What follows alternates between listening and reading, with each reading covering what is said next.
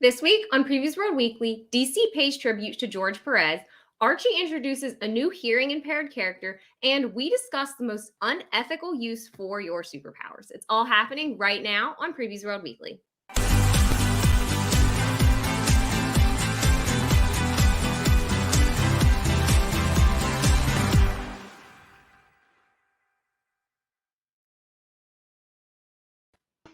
What's up, Previews World? It's Wednesday. It's New Comic Book Day, which means it's time for Previews World Weekly. I am one of your hosts, Troy Jeffrey Allen. I'm your other host, Ashton Greenwood, aka the Duchess of Free Comic Book Day. I changed my little thingy to reflect it as such.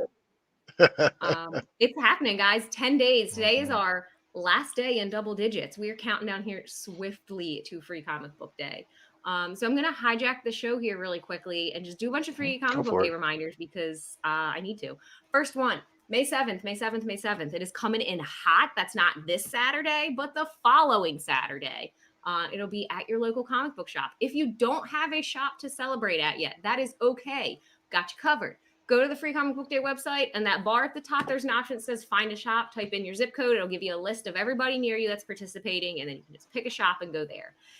What else? If you need to find a book and you're not sure what book you want to get, also on that bar, it says comics. Click on that one. That one's got all of the comics available to you. There are 46 comics for you to choose from.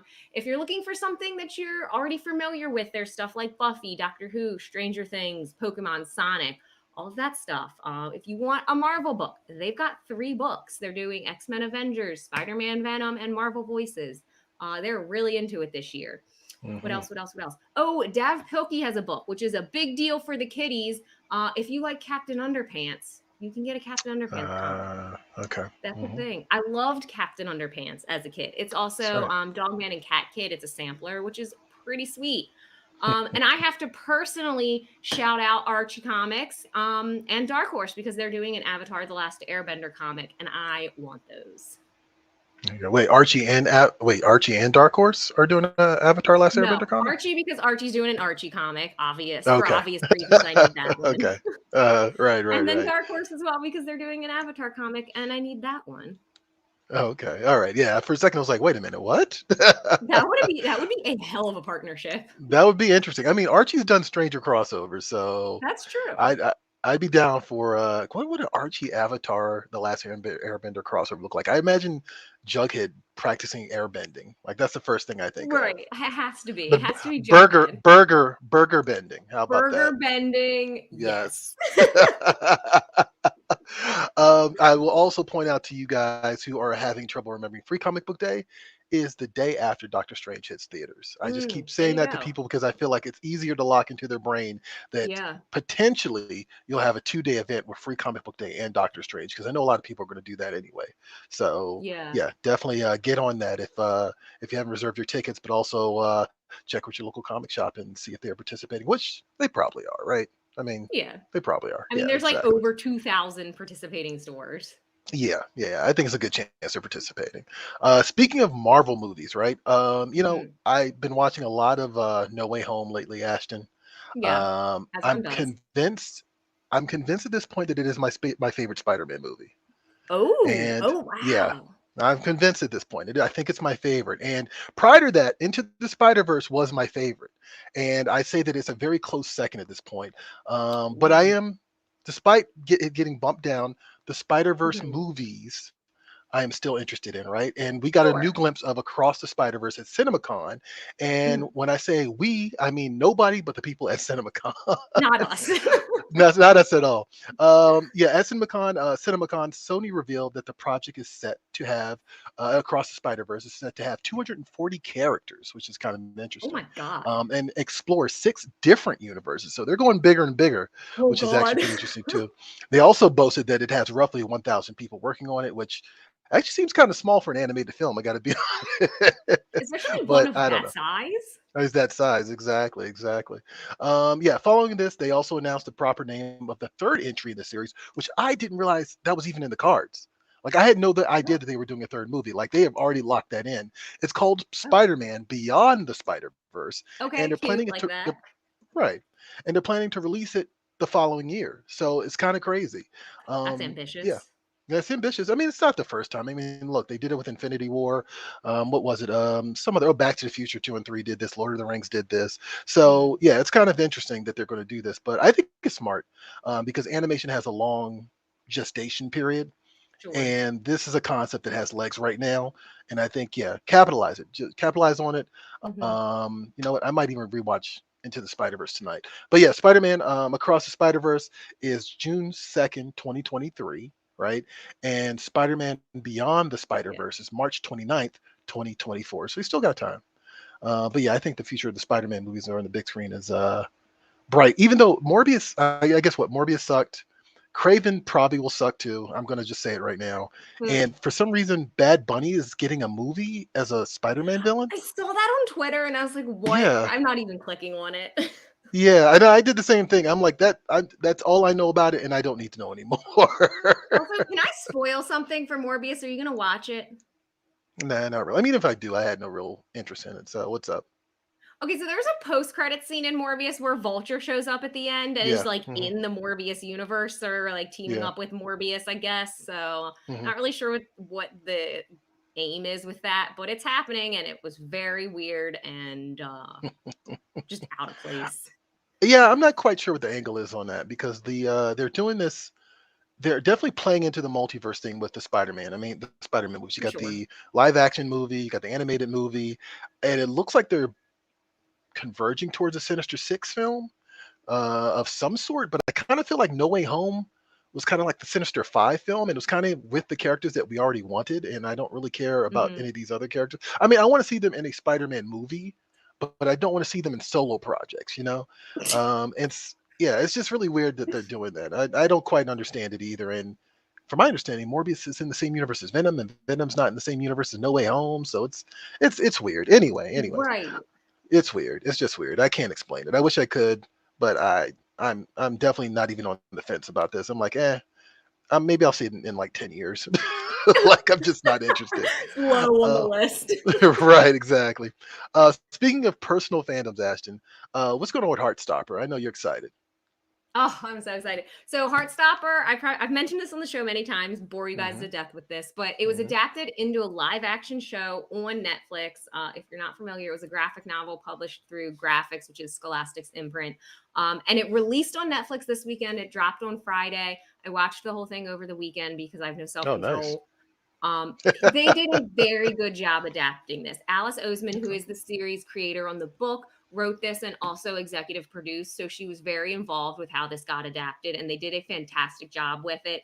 There's certain scenes that are ripped straight from the book. There's certain dialogue that's ripped straight from the book. And like you can Mhm. see here, they lean into the fact that it's a graphic novel and kind of use panels in certain Okay. Yeah. areas. Yeah. Yeah. So I'm really happy with how they did it. That's cool. That's You on should watch Netflix, right? it. Yeah, it's on Netflix.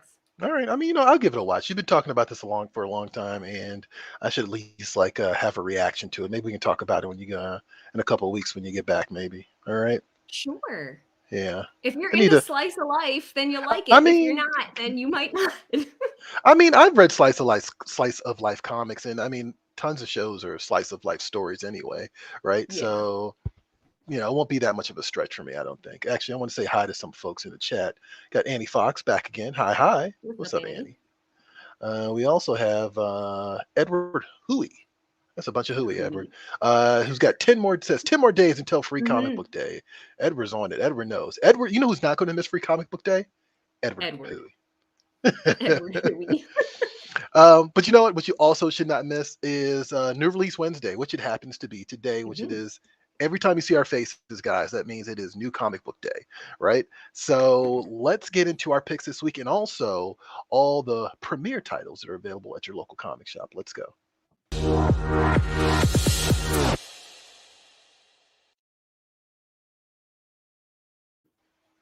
All right, Ashton, I am sweating Mhm. bullets right now, so I'm going to take care of that. And you give me your pick for this week. Okay, you got it. All right. My pick this week is from Archie Comics. I haven't picked an Archie book in a while, and I'm really excited about this one. This is Bite Sized Archie Volume 1. Archie's been doing this web comic series where they've shrunk down all of their Archie Oh, that's characters right. into just like these little guys. And they kind of made them look younger and more cartoony, even more cartoony than they look in like the jumbo digests, and just sent them out on their adventures. So it's reminiscent kind of Scotty Young's Baby Avengers, where he made Avengers little guys and they're like stealing cookie jars off the fridge and stuff. So similar concept, but it's all of the same like Archie antics you know and love. So they're like doing chaotic things and getting in trouble, and there's pop culture references and group chats and all the regular garbage you come to expect. And I'm excited about it. Look at Jughead. His crown is way too big for his head. I'm living for it. So I mean, back in the day, I think, I'm sorry, go ahead. Continue what you were saying. The last thing I wanted to point out was because this is a webcomic series, when they collected it to publish it, they've thrown in a bunch of extra content. So there's character sketches, behind the scenes stuff with the creators, and all kinds of bonus content. All right, no, cool. No, I was just going to say one of the first comics I ever read was the Little Archies, which was basically, yes, Archie as, I want to say, like, I guess they were like 6 years old or something like that. Yeah. But yeah, it was just, I have a very distinct memory of reading that comic when I was a kid, and like, yeah, it's really cool. Like, and I saw this and I was kind of like, oh, they brought that back, but this is slightly different. Yeah. So they're it's just a little their bit regular different, like high school age, but there's like teeny tiny. Just chibi.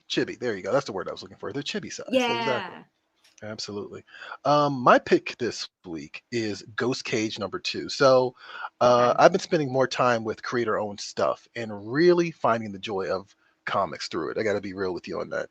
I know it's real easy for us old nerds to get really cynical about comics, but I've been bumping into a lot of cool creator-owned sci-fi stuff, and it's really been just making my day when I read them. A few weeks ago, I suggested people should pick up Ghost Cage #1. I got it. I read it, and this is what I love about comics. Like, seriously, this is a type of big, crazy conceptualization that this format in particular does really well. And Ghost Cage's plot is a little hard to explain, but the simplest way I can put it is basically an evil organization called OHM controls the population's energy sources, so nuclear power, wind power, gas, hydrogen, coal, etc. Right? And these freedom fighters have attacked OHM's headquarters, and this ladder climbing tech support member is tasked with containing the situation. But each energy source is represented by a kaiju.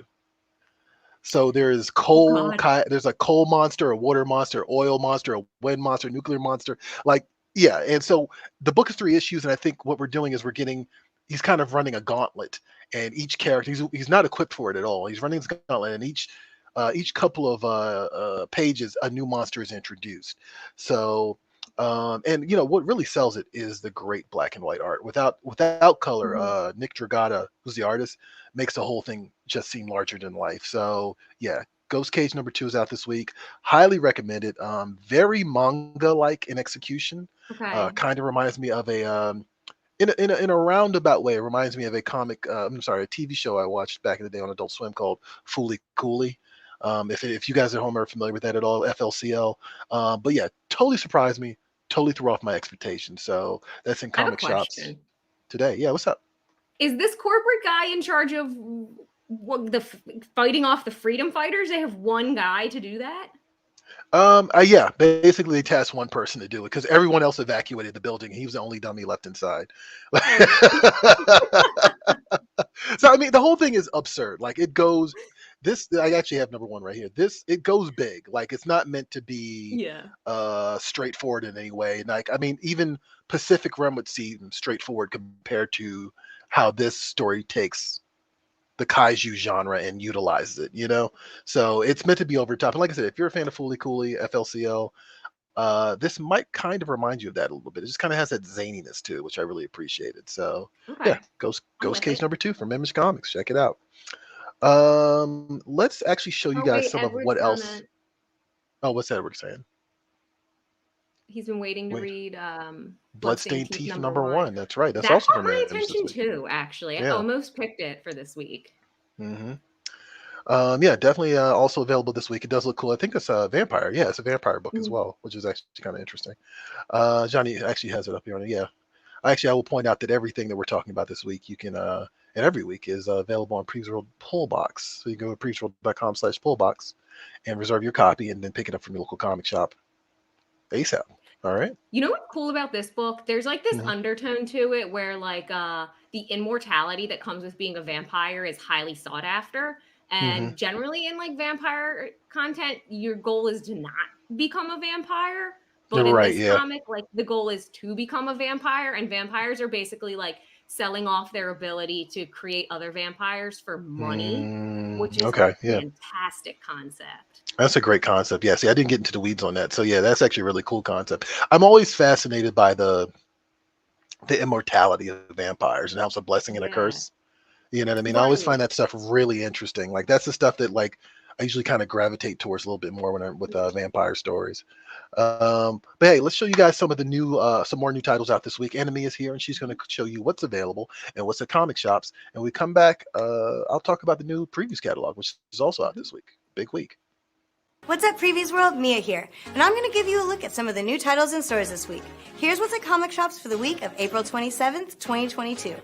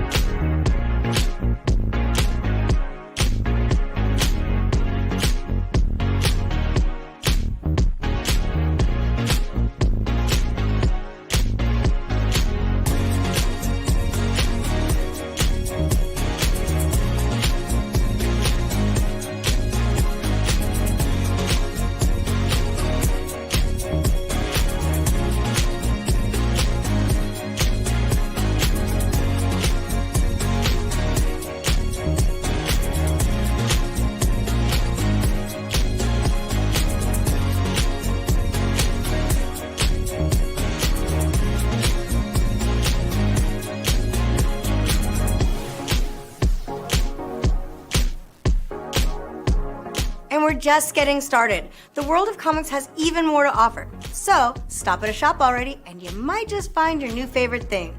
See ya! All right, and yes, of course, you can find everything that was featured there, and when I say much more, I mean much, much more at previewsworld.com/pullbox and previewsworld.com/catalog. So here's the deal: if you go to previewsworld.com/catalog, you're going to see a little button that says "Order," right? From next to a title that you want to pick up. I'm sorry, previewsworld.com/new releases. You're going to see a little button that says "Order."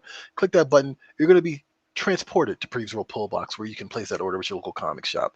So there you go. Previewsworld.com/new releases. I stammered through that, but it's previewsworld.com new Got it. releases, I promise you. You got it. I warned you guys last week that May's previews was arriving, and it is here. And so on the cover this month, we have Animal Castle, which we've talked about quite a few times on the show Yeah. at this point. I kind of feel like, yeah, like a very Orwellian tale. Mhm. If I could be so pretentious to use the term I Orwellian. love it. From Blaze Comics. Also on the reverse side is Diamond Select Toys. Both are featured on the Yeah. cover this month.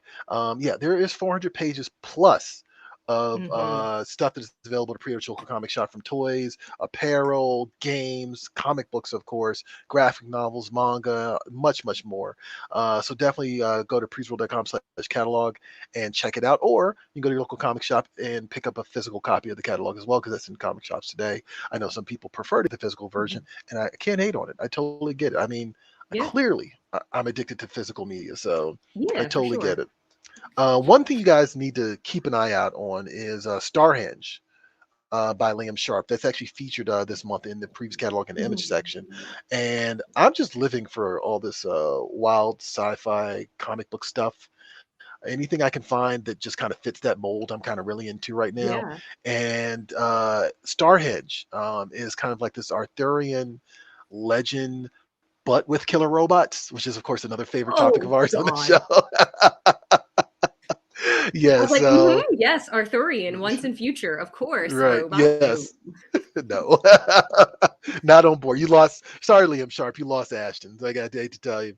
It's got a Terminator vibe to it, though. I think like it's something. It involves Merlin, the magician, like sending Oh. basically a robot into the past. And so it's really way out there. Like it's really big. And Liam Sharp's been doing is doing this. This is a creator-owned project, and this is of course after a stint on DC Comics, like Green Lantern, and he also did Batman and Wonder Woman, a crossover that was also really well received. So also Liam Sharp interview is most definitely coming. So we're going to talk to him a little bit about this project before the pre-order cycle closes. So definitely keep an eye out on PREVIEWSworld.com.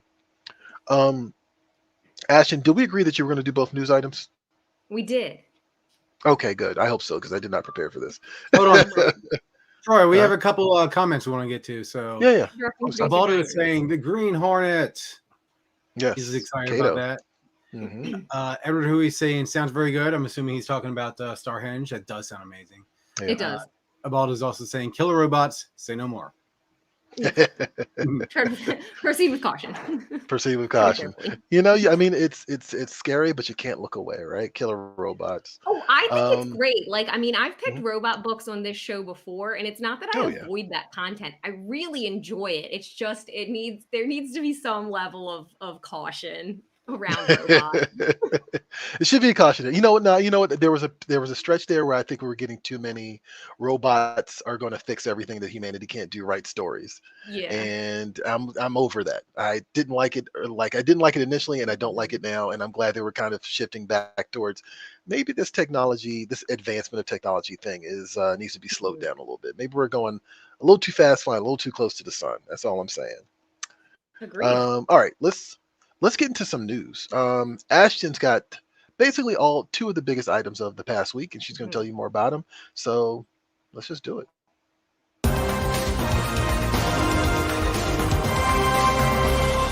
Killer robot news.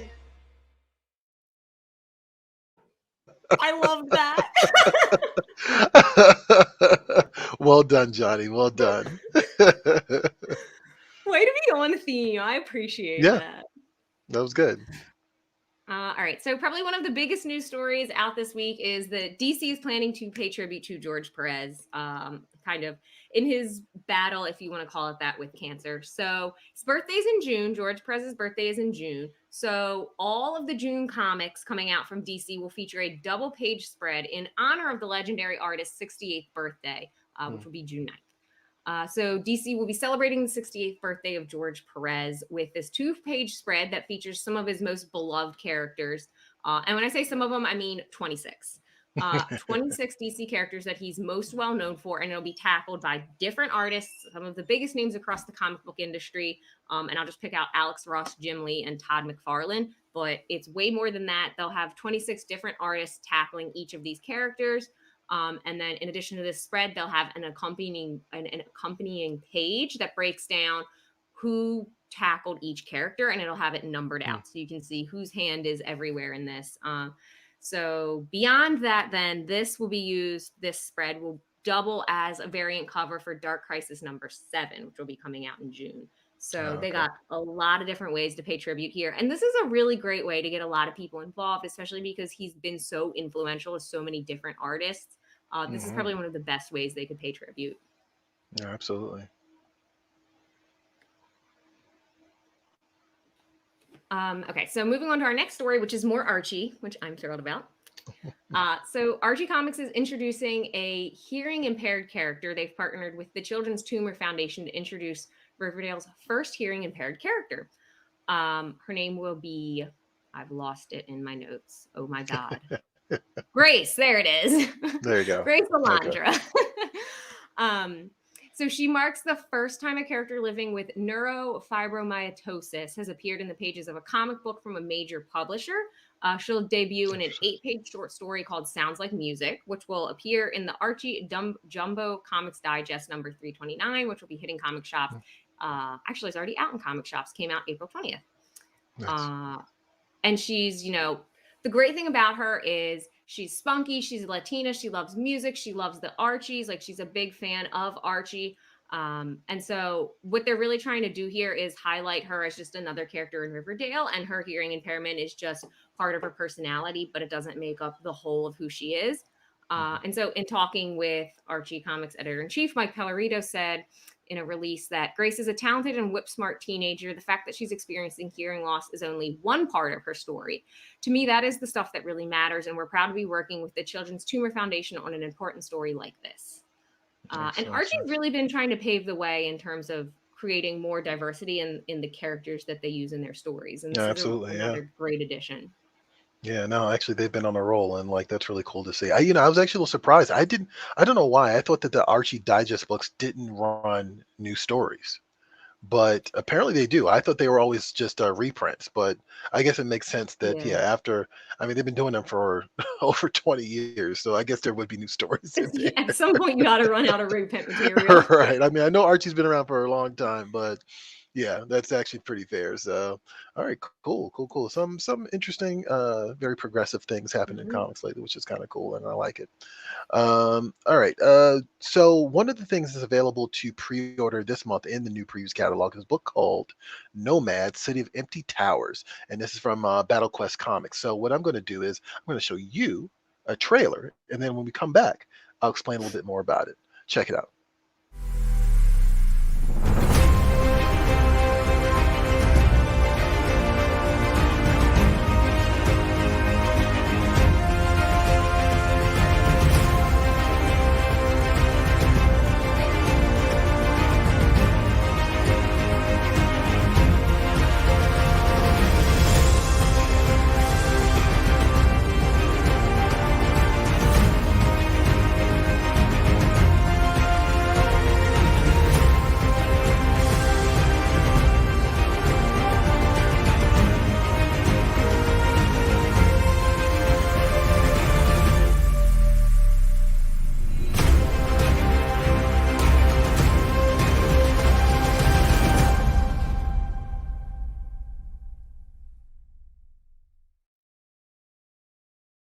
And that is Nomad: City of Empty Towers, #1 from Battle Quest Comics.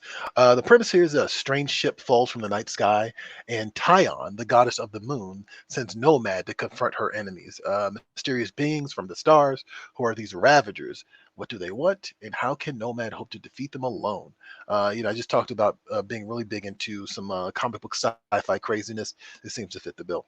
Like, this seems right up my alley. So definitely check it out. It's available pre-order now, and it won't hit comic shops until July 6th, 2022. But you can pre-order now and just wait for it to come in, and just wait.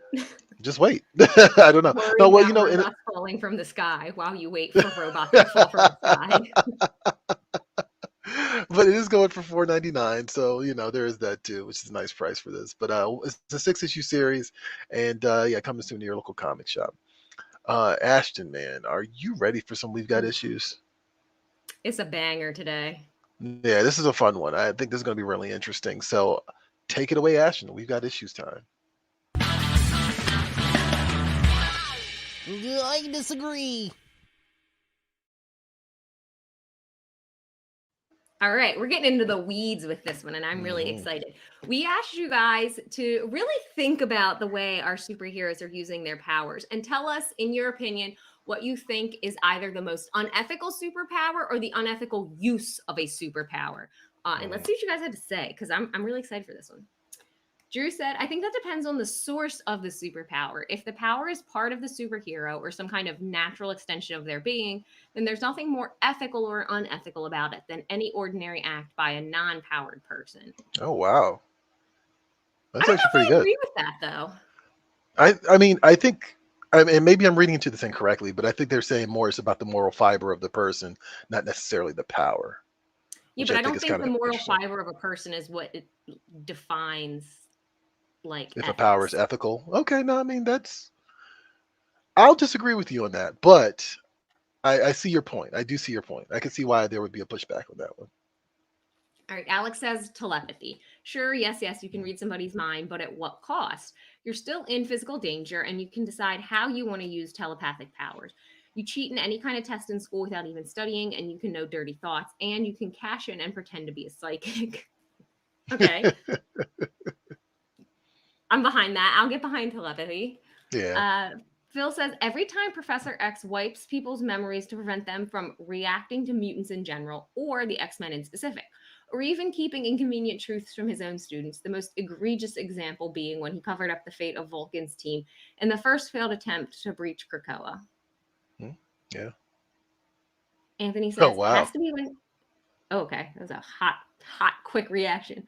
Anthony says, has to be when Charles Xavier used his psychic powers to shut off Magneto's mind, thus leading to the horrific and extremely powerful genesis of Onslaught. Man. Xavier's a repeat offender. He is.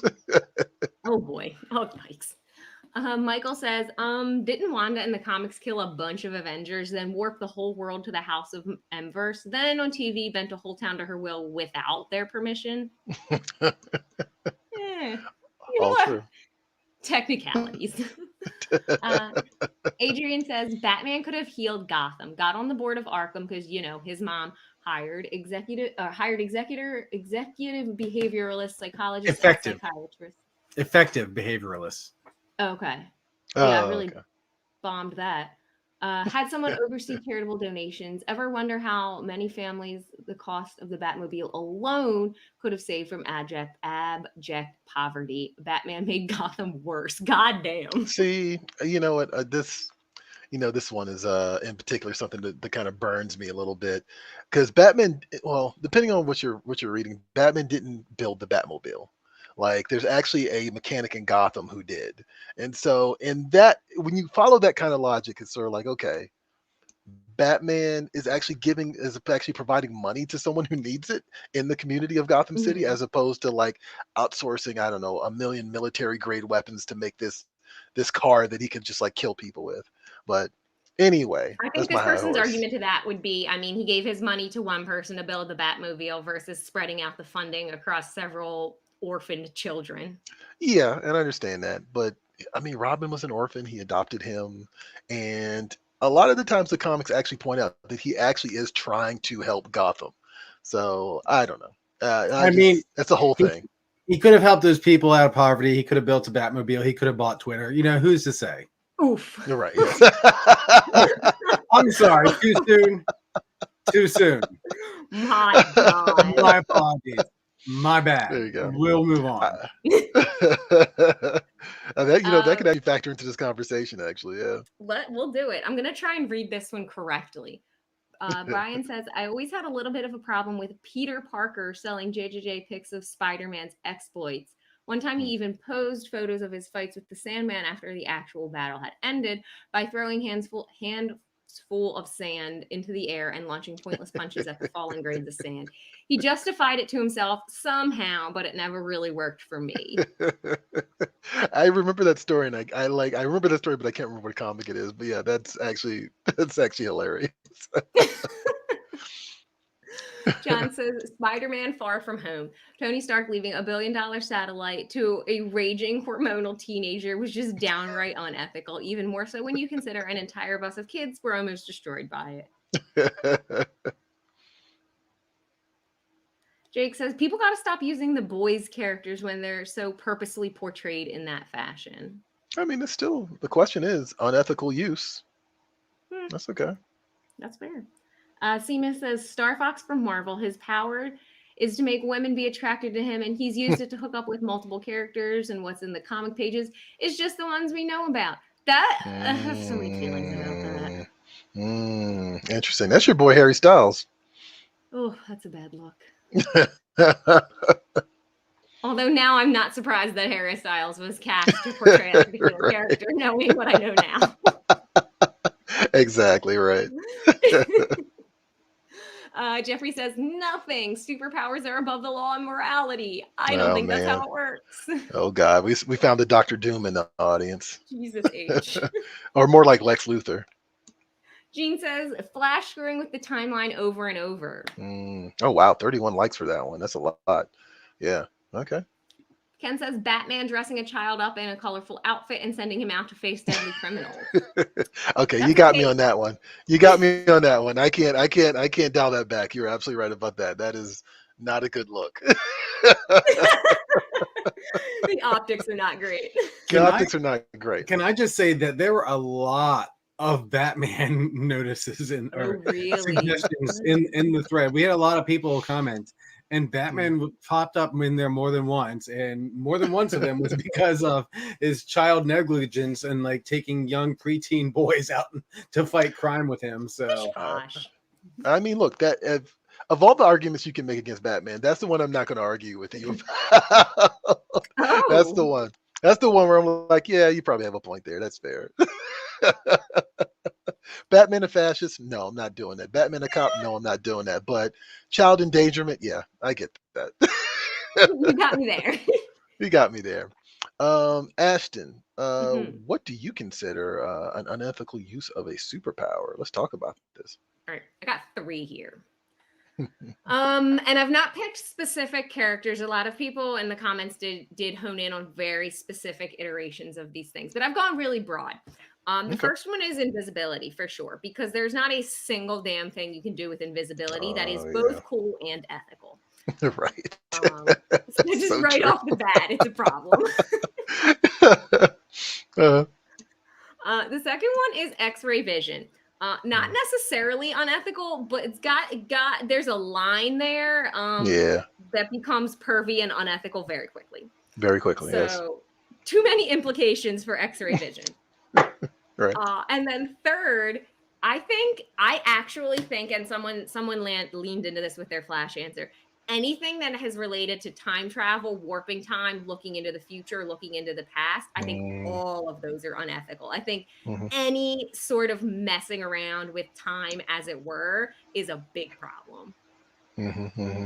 Now, I saw there were a few people that mentioned specifically Civil War II, where Captain Marvel kind of basically creates like an army to kind of prevent something from happening based off of someone's psychic prediction of what will happen, and in the process she ends up arresting a lot of people for no reason. Perfect. And that's what you want. Right. You love that. And and I saw a lot of people taking issue with that. So, and I get that. Like, that's, I mean, in that story, I think she's meant to be in a very gray area. So I don't think that they're trying to make her look like a good guy. But yes, I agree with you on that 100%. Any other unethical? In Loki, there's a lot of things that happen that are towing the line of ethical, and I was like, But you know what? Here's the thing with Loki, it kind of works because he is already classified as a bad guy. You know what I mean? Right. So it's just sort of like, okay, how far? It's like, that's the one thing I did like about Loki is like they definitely had moments where it's like, how up to the line are you going to take this? Like, you know what I mean? Yeah. How far are you going to let him get where until he pulls back? You know, and I think they literally waited until the last episode before he's like, oh, wait a minute, maybe this isn't okay. Too late by then. Absolutely. Any other ones that you want to throw out there, Ashton? Because I totally agree with you on invisibility. Okay, I'm going to give a specific example, but I'm not going to get too. I'll try not to get too into detail here. But Hollow Man. Have you ever seen Hollow Man? I have not. You have not. It's Kevin Bacon. It's a movie. It's basically The Invisible Man, right? Like that's the gist of the story. And I think it's really interesting that you mentioned invisibility because it seems like historically every story about invisibility ends up in these very murky, like immoral places. Like the original H.G. Wells story, Hollow Man, and then the recent Invisible Man that starred homegirl from Mad Men. I can't remember her name right now, but you know, they all kind of depict. There you go. They all kind of depict the invisibility as kind of, yes, unethical by default, which I think is actually pretty interesting and pretty fascinating. And like, yeah, I don't know. I don't even, so much so that I don't even know if I can recommend Hollow Man. Okay. I mean, I think it's a well done movie. But yeah, some of the stuff that Kevin Bacon does in that movie is like, ooh. Okay. Great. Yeah, it's Paul Verhoeven, for those of you who are familiar with Paul Verhoeven. So, you know, Paul Verhoeven likes to take it there. I saw a few people say Identity Crisis. I totally agree with him on that for several reasons. The mind wiping of Batman to erase the assault of Sue Dibney, I'll say, is kind of interesting. I have never liked Identity Crisis. I always thought it was kind of a gross story, to be honest. But in particular, that particular bit I thought was kind of like, that's probably the most interesting aspect of the story is like Batman, who values his detective mind being wiped of an entire memory by his own Justice League members because he's too much of a stubborn SOB to let something go. You know, which I thought that was interesting. I thought that was really cool. But the rest of the story is a little too ugly for my superhero stuff. The other one I think is kind of funny, but kind of like okay. And even as a kid, I always kind of thought it was a little weird. Superman 2. You know, Clark Kent goes through this whole arc of losing his superpowers for the woman he loves, right, Lois Lane. They get it on. They get it on in the Fortress of Solitude, and that's important that I bring that up, right? Okay. And are we going to finally settle the debate if sex with Superman would kill Lois Lane? I mean, there's also that. That's a fair point. I think Kevin Smith kind of settled that debate, though. Johnny's like, no, we're not going to settle that debate. No, not in this show. For those of you that want that debate settled, go watch Mallrats by Kevin Smith. I think he settles that debate pretty well. But yeah, they get it on the Fortress of Solitude, and then some Phantom Zone villains show up. Zod shows up and destroys Metropolis. He gets in this whole big fight with them, and at the end, I guess he two things happen at the end. Well, I'm sorry, early in the movie, when he doesn't have his powers, he gets bullied by this guy in this diner, right? And he totally gets his ass kicked by this other dude in the diner, right? And towards the end of the film, when he gets his powers back, he goes back to the diner just to physically humiliate the guy, which is just sort of like, what? Like you're Superman. I have so many problems with that. One, right. Yeah, that's insanely unethical. But two, insanely and more importantly, so out of character for Superman. It's very out of character. Right. That's the other part of it too. The whole movie is, people like Superman 2. I feel like the whole movie is kind of really out of character for Superman. But the final thing is that afterwards, or I think maybe even before that, he goes to the the Daily Bugle, and he kisses Lois Lane and makes her forget that he is Superman. And yeah. Wait, hold on. Did you say Daily Bugle? Don't you mean the planet? Daily Planet. I'm sorry, the Daily Planet. Yeah. I was too hung up on the Daily Beetle. Right. And he kisses Lois Lane and makes her forget that he was Superman. And so did she know that she was gonna forget? No, that's the other part of it. He just kind of like sneaks it in and just makes it happen and just kind of moves on. Yeah. Yeah. And you know, I'm glad you brought that up, because that's the other interesting thing about Spider-Man No Way Home is at least Ned and Mary Jane in particular know ahead of time that Peter's going to erase their memory of him. Right. You know what I mean? That's a very thin line that movie manages to kind of wiggle around. Yeah, I think any consent issue is going to be unethical. So I definitely tiptoed around that one. But in general, like doing things against people's will is fully unethical. Yeah. And so people love Superman 2. And Johnny says Ozymandias. Johnny, you want to say something about Ozymandias? No, I was going to let you finish up. I just wanted to bring that up also, but never mind. No, I'm just rambling at this point. But yeah, no, I mean, yeah, Ozymandias is another one for sure. I mean, definitely the villain. That was one that popped up in the comments, and what was it, to kill millions to save billions type mentality or whatever. Edward Huey saying today happens to be the day that Jason Todd was killed by the Joker. Oh, interesting. Read that as a Is that really? Oh, I did not know that. I didn't know that, but yeah. Ubaldo says, don't forget he pays for the damages to the diner to cover it up. To cover it up. Like he tosses a guy through an arcade machine, like could have broken his neck and killed him. Like people love Superman 2. I've always taken issue with that movie. Some cool parts in it, but the things that Superman do are a little sketchy. That's all I'm saying. All right. Anyone else want to chime in? Johnny, are you good? You know what, get that off your chest? No, go ahead, Ashton. What's up? The super cool child murder that happens because Anakin's a Jedi. Oh, well, yeah. That was pretty unethical. I feel like we bring that up at least once every 2 months. I will literally shoehorn that into any single conversation that I can. I just need to remind people that he committed genocide. against children. I mean, that's a real thing. Like, I could just see conversation Ashton. So, Ashton, what do you think about the national deficit? Can we talk about the deficit of Anakin's morals when he killed those? Can we talk about the deficit of younglings? Like, right. What about the children? You're right. Exactly. I was really glad in Mandalorian that they showed that Grogu was kind of like the end result of Anakin's slaughter. You know what I mean? Because I was just like, I'm like, put this in perspective for us. Like, I don't think people really understand that Anakin is just really not a good dude. So maybe putting an innocent face at the base of it, I think, is actually pretty cool. What is this? We also have a comment here. Yeah. Spencer saying, will the Aquaman arc where he is allergic to salt water and has to absorb the water present in the blood of people count as unethical? Huh. That is kind of weird.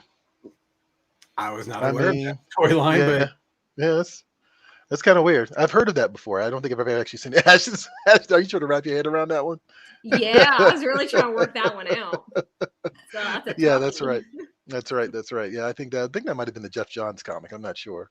But yeah, that is another interesting one. But you know what? This is why you can't get too realistic with superheroes. And I will always say this, because the deeper you go with these things, the more realistic you want to get with them, the more it breaks down. Like, you know what I mean? It just falls apart. And that's really not the point. You're not supposed to break these things. You're supposed to, keep them fun. All right, let's do this week's poll. How about that? Why'd you say it like a robot? I don't know. That was because I was literally reading what was next because I forgot. So go ahead. All right. So because today is 10 days out, we're getting real hyped for Free Comic Book Day. So I asked you guys what you think is the best part of Free Comic Book Day for you. The free comics, the excitement in store, like hanging out with other fans, or the friends we made along the way. And then someone below actually commented, really perhaps should be an all of the above option for those of us that can't pick just one. That's valid. That's a valid point, but I mean, when I make these polls, I always go out of my way to make it polarizing. Like, I very rarely give a both choice. Of course. Yeah, because everyone's going to pick like the all of the above one. This isn't a multiple choice test. You're right. I mean, look, it is Twitter, for God's sakes. Like, if you're not polarizing on Twitter, you're not doing it right. Exactly. Thank you. Thank you, Elon Musk. You're welcome. Ooh, 2 for 2. Oh, 2 for 2. Sorry. My bad. All right. What do you, Johnny? Since you're our special guest of honor. I mean, you're not even our guest. You're on the show every single I'm not even guest. I'm the interrupting producer. Since you're the interrupting producer, and we haven't seen enough of you this week, what do you say? What is the reason that you enjoy Free Comic Book Day so much? I mean, for me personally, I mean, the free comics are great and all, and I love the fact that it's a great way for getting people to come out and visit their friendly local comic shop. A lot of people who may not even be regular patrons of a comic book shop will come out and visit like their local shop. The friends we made, I don't know. I mean, how many people are actually making friends in comic book shops? I would like to think that people are, but for me, anytime I go into free comic book day shop, it's just the excitement. It's like it's a big conglomeration of all the people who are excited about this medium that we love, like, you know, just out there celebrating, picking up some new titles, partaking in like whatever sale that shop might have. I mean, I know like one of the reasons I like to go to Free Comic Book Day or Free Comic Book Day local shops is that a lot of shops, or at least in our area in Maryland, will have sales. You know, there's like 20% off of trade paperbacks, or they have a sale on this. You know, obviously every store is different, but it's a great way to like say, oh, I haven't read this story arc that I've wanted to in so long. So that would have been another option, was the sales. We wanted to keep it for 3, but for me, the excitement in the stores. Oh, but most people are saying the free comics in 62.6%. That makes sense. Yeah, I mean, free is the magic word, ain't it? Yeah, it's true. It's hard to argue with that. I love how Johnny gave this whole impassioned like thing. Never mind. People were like, "Nope, we want the free comics. We don't care about it." I don't care about excitement. I don't care about making friends. Give me my comics. Right? Exactly. Exactly. I mean, you know what? Look, hey, we're also here for that. Seems like Johnny can't quite cuddle up with today's headliner, Toxic Megalomaniacal swallowing Twitter hole. Oh, not me. Carrie said it. Oh, talk about putting words in your mouth. But yes, I totally understand. And you know what? Look, free comics are cool. Can't knock that at all. Right. And it happens every year, so you got no excuse to not to participate this year, or any year for that matter. Ashton, what is this week's comic shop shout out? Yes, sir. This week's comic shop shout out goes to Big Planet Comics in Maryland. They have 4 different storefronts and one in the Metro DC area. And this comes from Ellen. And she says, good for recommendations for young and old. So we give you a look inside of Big Planet Comics at the end of the show during the credits roll. If you want us to shout out your local comic book shop on the show, find us on social media, tag your shop. If they don't have a handle, just leave their name and use the hashtag #SupportYourLCS. We'll find your local comic book shop, shout them out on the show, and give them some love. All right, yes. And actually, I see down here one thing from Annie Fox real quick. I was dragged kicking and screaming to a comic store for Free Comic Book Day years ago by a friend.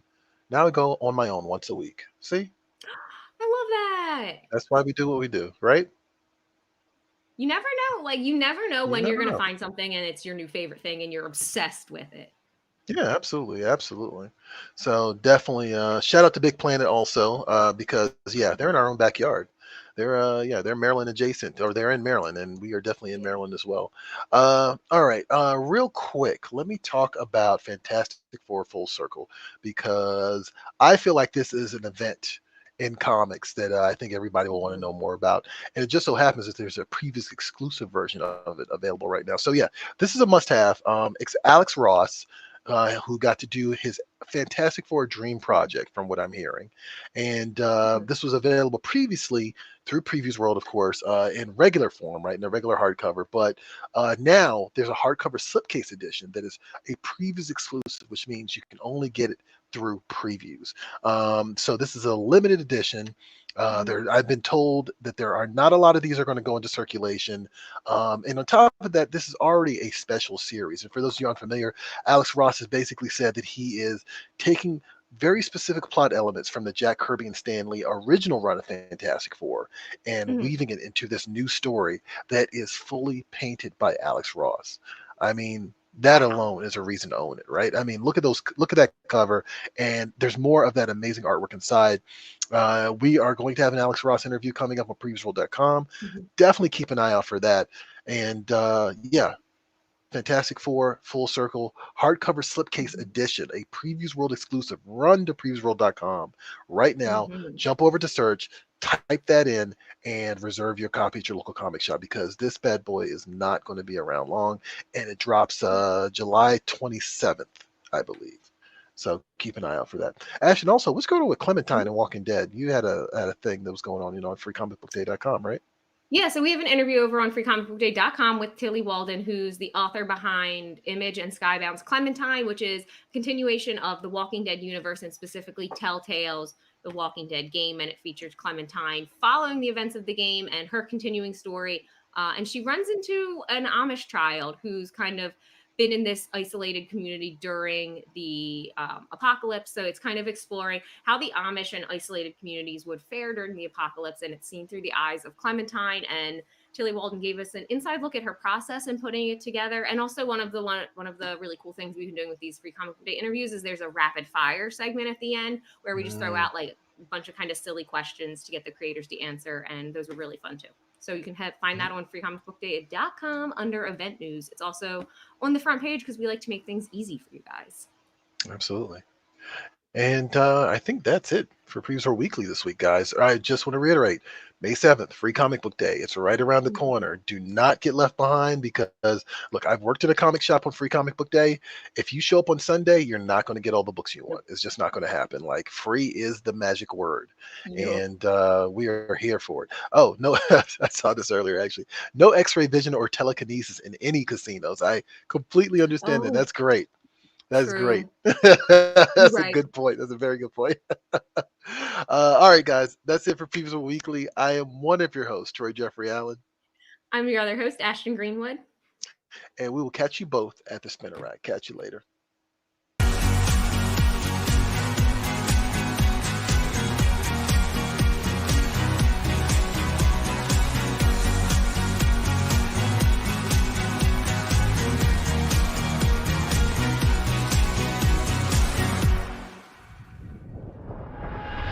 Don't forget that you can catch Previews World Weekly streaming live every Wednesday at 4 p.m. Eastern, 1 p.m. Pacific at Previews World on Facebook, YouTube, and Twitch.